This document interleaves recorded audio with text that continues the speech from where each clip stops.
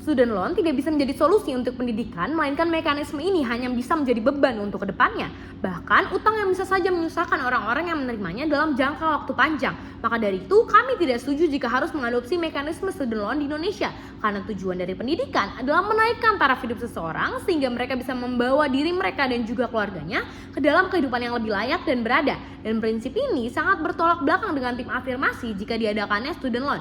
Maka dari itu saya harus menyanggah kesalahan berpikir dari tim afirmasi. Ada 2 poin yang akan saya buktikan bahwasannya tim oposisi mempunyai pembuktian yang lebih unggul. Yang pertama, tim afirmasi menyatakan bahwa student loan tidak memberatkan karena dibayar secara gradual atau secara dicicil dan bukan secara langsung.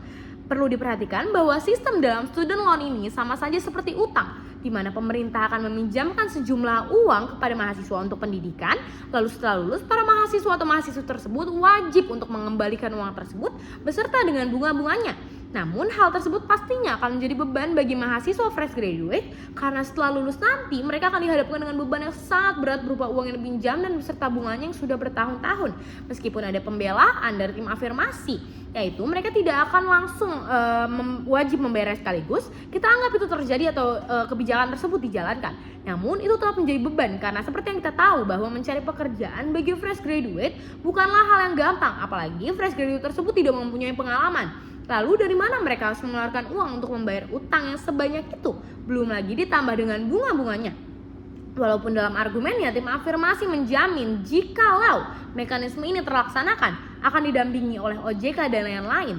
Namun yang akan mendanai program ini, apalagi jika pihak swasta yang akan mendanainya, maka sudah dipastikan mereka menginginkan keuntungan bagi diri mereka sendiri. Maka dari itu mereka pasti akan mendesak mahasiswa untuk membayarnya dan memberikan bunga yang cukup besar dan cukup menjadi beban oleh mahasiswa miskin.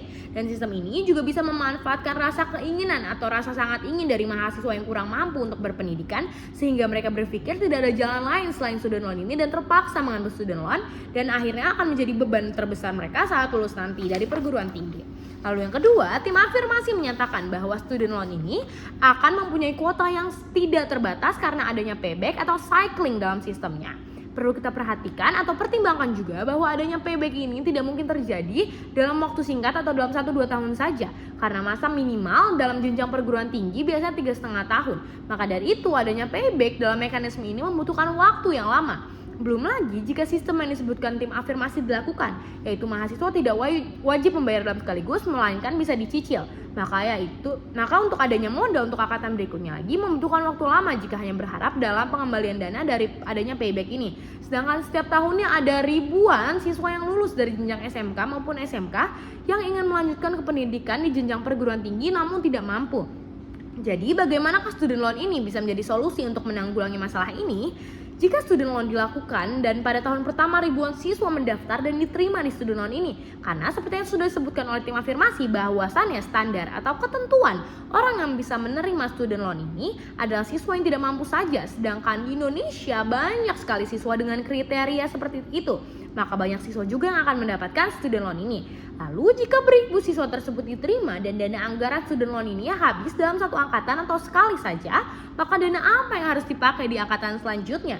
Karena perlu diketahui juga bahwa biaya pendidikan di perguruan tinggi bukanlah biaya pendidikan murah, apalagi jika dikali oleh ribuan siswa yang akan mendaftarkan student loan tersebut. Masuk pada argumen, kami tahu bahwasannya banyak siswa yang ingin melanjutkan pendidikan namun tidak punya biaya.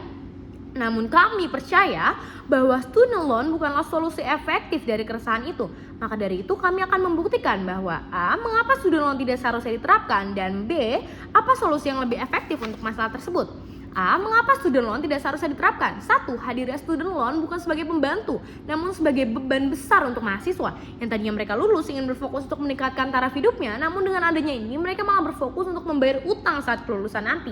Yang kedua, mahasiswa dari keluarga miskin pastinya akan lebih takut untuk berpendidikan karena mereka takut di kehidupan selanjutnya, di kedepannya mereka harus membayar utang yang lebih, dan juga mereka takut jadinya untuk mengambil pendidikan karena mereka takut itu terjadi. Yang ketiga, dengan adanya student loan, mahasiswa dipaksa untuk mencari pekerjaan sesegera mungkin untuk melunasi utang mereka dari student loan. Namun seperti isu yang sama-sama kita ketahui bahwasannya Indonesia masih kekurangan lapangan pekerjaan. Maka dari itu bagaimana fresh graduate dapat menyelesaikan masalah utang-utang mereka jika pekerjaan saja tidak punya? Maka dari itu program student loan ini belum siap untuk diterapkan di Indonesia yang masih minim dengan lapangan pekerjaan. Lalu yang B, apa solusi yang efektif untuk menyelesaikan masalah ini? Yang pertama, diperbanyaknya beasiswa juga pembenaran sistem beasiswa secara efektif. Karena beasiswa mempunyai resiko di masa depan yang lebih kecil dibanding student loan. Dikarenakan beasiswa bukan beban uang saat di masa depan nanti, hanya saja penerima beasiswa diharapkan belajar yang baik dan mempunyai nilai yang bagus. Tekanan ini atau beban ini malahan bersifat positif, karena sudah sepantasnya mahasiswa dalam instansi pendidikan bertugas untuk belajar, bukannya untuk membayar utang. Yang kedua, pemerintah seharusnya membuka akses untuk pendidikan yang cukup untuk siswa-siswi yang berkekurangan, atau seperti memberikan subsidi silang terhadap siswa-siswi yang kurang mampu, seperti meningkatkan program KIP atau Kartu Indonesia Pintar yang merupakan subsidi silang dari pajak masyarakat yang mampu, sehingga biaya pajak tersebut digunakan untuk hal yang positif dan dapat membantu mahasiswa miskin yang mempunyai keinginan serta potensi untuk pendidikan. Maka dari semua pernyataan yang saya ucapkan, saya bangga menjadi tim oposisi.